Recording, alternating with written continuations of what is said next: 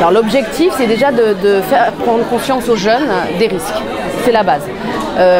En travaillant sur les thématiques qui les concernent, à savoir le mal-être, l'estime de soi, les relations familiales, les relations avec les pairs, et de les amener à réfléchir sur leur comportement en fait.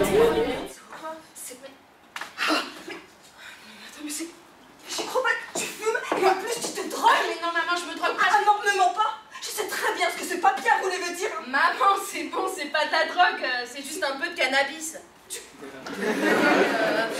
crois que tout le monde l'a fait une fois dans sa vie, c'est pas une morale non plus. Parce que tu me parles de morale. Mais depuis ces derniers mois, t'es insupportable. Mais regarde, mais là tu vas chercher le pire là. On dirait que tu te prépares à descendre aux enfers. Non, mais carrément, mais c'est toi qui as fumé, maman là. Non, pas de respect, mais je te demande pas de respect.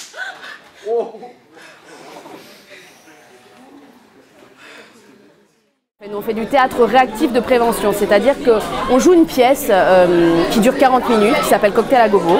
Et après cette pièce, on anime un débat avec le public pour essayer de trouver des solutions pour venir en aide aux personnages de la pièce. Et une fois qu'un spectateur propose une solution pour venir en aide à un des personnages, on le fait monter sur scène pour qu'il essaye en improvisation avec les acteurs. Donc les jeunes se mettent à jouer le grand-père, la grand-mère, la sœur, la cousine, le pote pour essayer de sortir les personnages de leurs difficultés. Il fait quoi Alix dans la pièce? Il bédave, il picole, il fait quoi d'autre? Il prend un extra à la fin de la pièce, ouais, et il fait quoi d'autre? Il apprend pas ses cours. Pardon? J'entends pas. Il va pas en cours. Ah, il va pas en cours, donc échec scolaire. Il conduit comment? Sans casque. Il est défoncé. Il met en danger Mina. Est-ce que les darons sont au courant? Mais pas du tout. Il fait le mur. C'est pas un ouf, lui. Vous savez qu'il faut changer quand on a 17 ans. Est-ce qu'on peut réfléchir à un moment donné, plus conduire comme ça? Ou on se conduira toujours comme ça? On peut changer. Ça, c'est positif, ça. Comment on fait pour faire changer un jeune de 17 ans qui se conduit comme ça? Pas de l'aider. Qui parle? T'as dit quoi? De l'aider. Comment? Bah, on chez un psy. Ah, tu penses qu'il faut l'amener chez un psy? Bah, pour ses amis. Mais c'est intéressant. Non, mais ça, viens! On applaudit! Viens! Il a vraiment changé. Tu travailles plus du tout au lycée, tu fais plus rien en fait. Et les études, c'est important. Ouais, mais moi, tu sais, au lycée, je m'ennuie, franchement, ça me saoule. Oui, mais tu vas faire quoi de ton avenir? Bah, je sais rien, à part faire la teuf là, pas d'autre plan quoi. Bah, s'il faut que tu te fasses aider, hein. Et pourquoi? Aider par quoi? Alors les enseignants sont là pour encadrer, principalement. Ils s'investissent surtout sur ce qui va se passer après. C'est-à-dire qu'ils doivent reprendre ça en classe, ils doivent reprendre ça avec les élèves. Ils sont là aussi pour être à l'écoute, parce que cette action permet le repérage des élèves en difficulté. Donc ils sont là pour écouter. C'est normal, tous ces papillons dans ton appartement. Ah ouais, je fais la collecte. C'est cool. Cynthia, t'es pas bien? Ah mais au contraire. Ah ouais, je me suis jamais sentie aussi cool.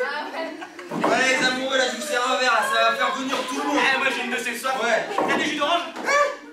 Avec de la vodka évidemment. Tout me refait pas. On a des retours d'infirmières scolaires qui nous racontent qu'elles ont beaucoup de passages dans leur bureau après l'intervention, sur des jeunes qui sont en difficulté dans leur famille, des jeunes qui sont en difficulté dans leur consommation, c'est-à-dire qui consomment beaucoup, qui se rendent compte que ça devient problématique, qui ont du mal à sortir de ça.